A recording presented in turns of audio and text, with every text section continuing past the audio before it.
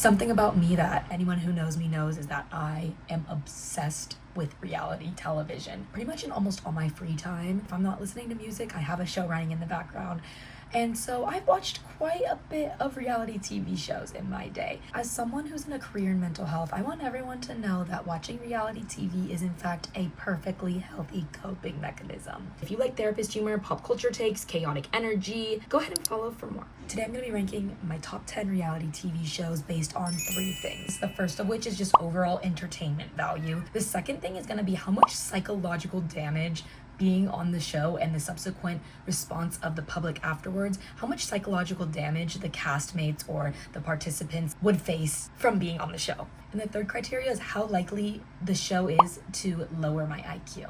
All right, let's get into it. Starting off strong, and this is gonna hurt some people's feelings, but my 10th ranked reality TV show I watched is The Bachelor/Bachelorette. I really tried to give both of these shows a chance. Something about it I just can't get behind. The concept of 30 women going after one man. It just doesn't make sense to my lesbian brain. Like, I don't know, I just feel like there's a lot of untapped potential for Bachelor/Bachelorette. I feel like there's always undertones of racism in it. Yeah, I know it's gonna hurt some of your feelings. I don't know, just doesn't hit for me. I think I'm just not the target demographic for it. As far as ranking goes, if I'm lumping The Bachelor and Bachelorette together, I would give it an overall entertainment score of like a 3. Psychological damage, pretty up there. I guess it's probably like 8 or 9. And the last one, how likely is it to lower my IQ? Realistically, I actually don't think watching The Bachelor lowers my IQ that much. I would give it like a 2 out of 10 level of brain rot from Bachelor and Bachelorette Nation. Next up on the list is also gonna hurt some of y'all's feelings. Next up, we have the Kardashians. I ranked this number 9 for the clean girl aesthetic of it all and the rich bitch aesthetic of it all. Yes, but it just feels so emotionally detached for me. I do have to give it a little bit of credit for entertainment because it is the first like reality TV show I watched from start to finish. Fun fact, my mom actually used to call them the Kardashians, and she'd be like, why are you watching that? Turn the Kardashians off. I loved it at the time. I tried to rewatch it recently when the new series came out on Hulu. I tried to give their OG series a try, just like, let's just start it. Let's start from the beginning. And it just didn't hit the same. It didn't hit the same as when I was younger and I didn't understand the concept of like hoarding wealth. So as far as the ranking scale goes, for entertainment, I would put it pretty high up there on the list. I would give it a 7.5 out of 10 for entertainment value. For psychological damage to the people, the family, the Kardashians participating, also pretty up there. I'd have to rate it an 8. Reason being it's so high, yes, they are rich, so they have access to a lot more resources than the everyday common folk who might happen upon a reality TV show. However, it is living, well, at least in the early seasons, living with your family, working with your family. The family drama is put on TV for all to see, and that's gotta cause some psychological damage. And the level of brain rot. Watching Kardashians, yes, it does damage my IQ. 6 out of 10. They definitely clip farm and farm for TikTok audios, especially in the newer seasons. Like when Kim's like, okay guys, we're back. That's clip farming. And number 8, of course, I had to include some AAPI for during AAPI month. I'm gonna have to go with Bling Empire, which is, I believe, a series original from Netflix. First season was pretty great.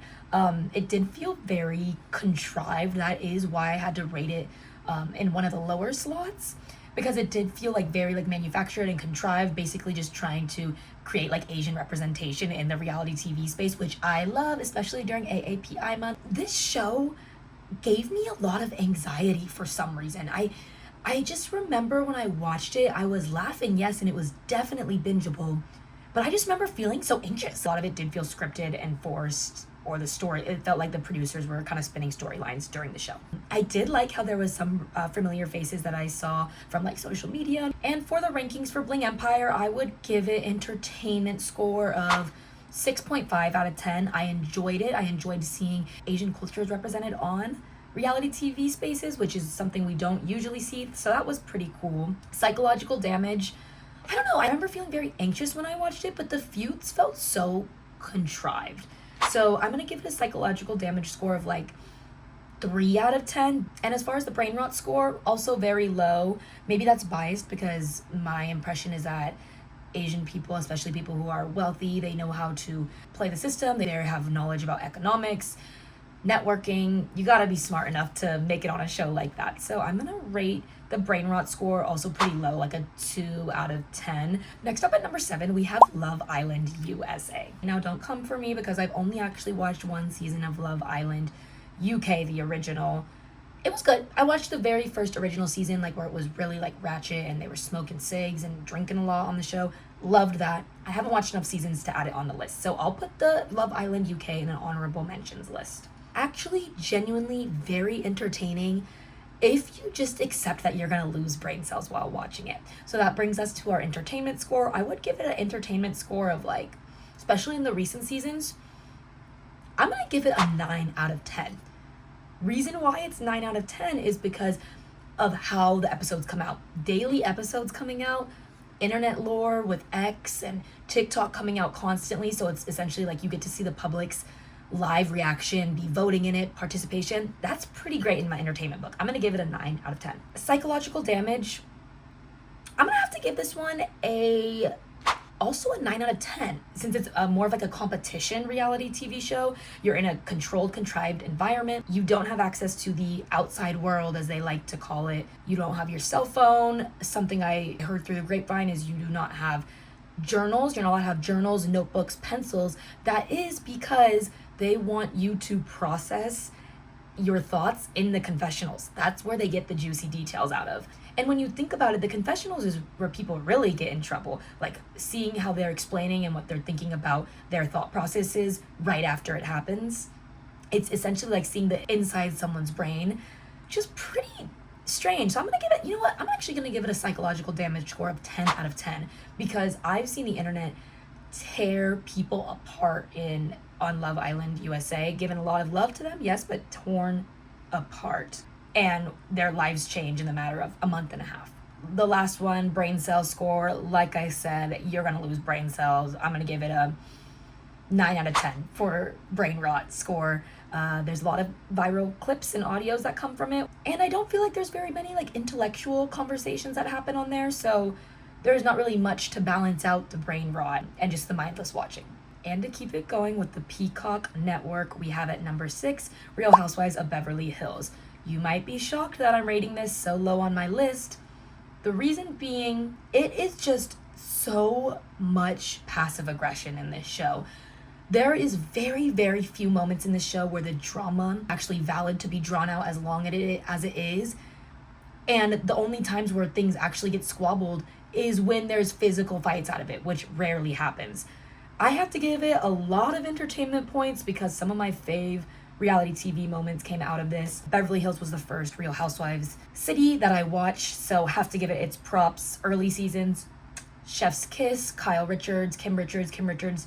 You either love her or you hate her. I'm a lover of Kim Richards. Entertainment score, I'm gonna give it a 7 out of 10 because the last season's kind of just lost me. For psychological damage score, I'm gonna have to rate it pretty high also because them being people who are already famous and running in circles, Hollywood and entertainment already, I'm gonna have to rate the psychological damage a little bit higher than I might rate for other seasons of The Housewives, which will be coming up next on my list. Brain rot score, I'm gonna have to give the brain rot score like a 6 out of 10 for this. There are some actual good moments where there's some good conversations that come out of the show. I do like the dynamic of Kim and Kyle being sisters, and then later when they pull in Paris Hilton's mom, Kathy, that's her name. Next up on my list for number 5, we have Jersey Shore. Finally, I'm bringing it to the other coast. If you couldn't tell, I'm a West Coast girly. However, Jersey Shore is also, I did say Kardashians was the first reality TV show I watched, but truly it was actually Jersey Shore. I grew up on that show. I will say though, when I was watching it, it was very intermittent when I was watching it. Like I would watch whatever episodes I caught live on TV when my parents weren't home and I had to sneak and watch it because they said I was too young to watch it, which I was, especially as a very young, like impressionable diva girl. I was picking the shit up on there. I love their tans, love Snooki, I just love that show. It was so chaotic, so funny, peak party ratchet experience. Entertainment score, it's up there. I gotta give it like an 8.5 out of 10. I'm not gonna give it a 10 out of 10 because I haven't watched the show from start to finish, so I don't feel like I can give it a true, honest, higher score than the 8.5 out of 10 for entertainment. Psychological damage, surprisingly, despite all the fights, verbal fights and physical fights that happen in the show, I'm gonna have to rate it like a 5 out of 10 on psychological damage. A lot of the cast of Jersey Shore, at least the original cast, I feel like most of their beefs and their feuds have been settled throughout all the years that the show has ended. And then as far as brain rot, I guess brain rot didn't even exist then. I'm gonna give it like a 2 out of 10 on brain rot. But like I said, I was really young when I was watching the episodes and it was very intermittent. I do remember I thoroughly enjoyed the show though. Now at number 4, another Peacock show, we have Vanderpump Rules. I would have rated this higher on my list, but I haven't finished it yet. Just started watching it, I want to say like 2 or 3 months ago, and I believe I'm on the 6th season. And at this point, I like Tom Sandoval. Like, I know there's a Sandoval thing that's happening, and that's what's getting me through. I'm like, I really want to get to the Sandoval point, but I'm just really excited to see how it plays out. And also the face cards on those people in the show, like, they weren't lying. Like, they are all drop dead gorgeous. And for that alone, for the baddiness factor, I'm gonna have to give it a 10 out of 10 for entertainment. Vanderpump is one of those shows that when I put it on, it's not just in the background, like, it's on and I'm locked in. Like, I am watching it. Even if I like put it on and I'm gonna do my laundry, I end up stopping doing my laundry just to pay attention to the show. 10 out of 10 for entertainment, at least where I'm at in the show now. And I'm working towards my licensure to become a licensed clinical social worker, and I swear to God, this show is helping me collect clinical hours because the amount of mental health disorders that are present and being broadcasted on this show so shamelessly is actually crazy. Like, I am enjoying it so thoroughly. It's a great show to like psychoanalyze people, and it's crazy to me that these are people's real lives. Like, these people really exist. Like, oh wow, it's just shocking to me. Psychological damage score, it's up there, 9 out of 10. I feel like I don't really need to explain it. Like, friendships so close, torn apart, the fakeness of it all, the pick-me of it all, the male-centeredness of it all. It is just, it feels like a cycle that you get stuck in. And if you've ever worked in the service industry, you would know exactly how easy it is to get sucked into the world and think like that's all that exists, which is exactly the experience of what it's like while watching it. Which leads me to the brain rot score for this show, 7 out of 10. Because these people, I gotta give it to them. They're hustlers, but they also are very authentically being them. It doesn't feel like the storylines are being manufactured or contrived. Like, it feels like this is just genuinely how this shit is playing out. Also, shout out to my girl Katie. She has one of the most beautiful face cards I've ever seen, and she really reminds me of Jade from Victorious. And now we're down to the top 3. Number 3, I'm gonna have to rate the Baddies universe. Specifically the seasons of Baddies South and Baddies West. It's unhinged, it's chaotic, it's spiritually concerning and gives me anxiety while watching it, but it also weirdly makes me feel empowered. It is so bingeable, and for that reason I am gonna give it a 10 out of 10. Yes, you heard me, for entertainment value. That being said, for psychological damage, I also am going to have to give this show a 10 out of 10 for psychological damage because of not only the physical fights they get in, but these feuds continue outside of the show and carry on throughout seasons. Even the people who don't have beef and don't fight on the show, which is very few and far in between, they still somehow get sucked into the drama. I gotta give it to my girl Natalie Nunn. She is executive producing the fuck out of that show. The amount of TikTok audios that are clipped from that show is crazy. My personal favorite is Long Beach this, Long Beach that. I'd give it a brain rot score of 7.5 out of 10. Reason being, these women, these baddies, as the seasons progress on, they become less about their money and about like their exciting things that they have going on outside of the show, and it becomes more about just the fighting itself, and there's not a lot of other payoff for it. Coming in hot at number 2, we have another Peacock show, Real Housewives of New York. I'm sorry, but nothing will ever top rich white women in New York throwing a absolute fit at every single thing possible when they have the world at their fingertips. It's hilarious, it's funny, the way that the show just completely erases the cultural history of New York and whitewashes the fuck out of the Real Housewives is one of the most entertaining things I have seen on reality TV. Real Housewives of New York introduced me to my favorite housewife, Miss Luann de Lesseps. She is iconic, she is hilarious, she is the most delusional person that I've ever seen on my screen. Maybe besides Kristen from Vanderpump Rules. I kind of feel like they're on the same level. But my rankings for New York, entertainment value, 9.5 out of 10. The only reason it's losing the half a point is because really missed opportunity to create a more diverse cast, especially as the show went on. I think just gutting the cast and recasting it was a horrible way to kind of make up for the lack of representation in the original casting. For psychological damage points, it's pretty up there. I feel like those feuds are very solidified. Bethany, she ran that fucking show. She's a boss bitch. One of my favorite little things that she had was a placard in her office that said, "I'm not bossy, I'm the boss." And that's my new life motto. Roni, you definitely killed some brain cells, and for that reason, I'm gonna have to give you a brain rot score of 8 out of 10.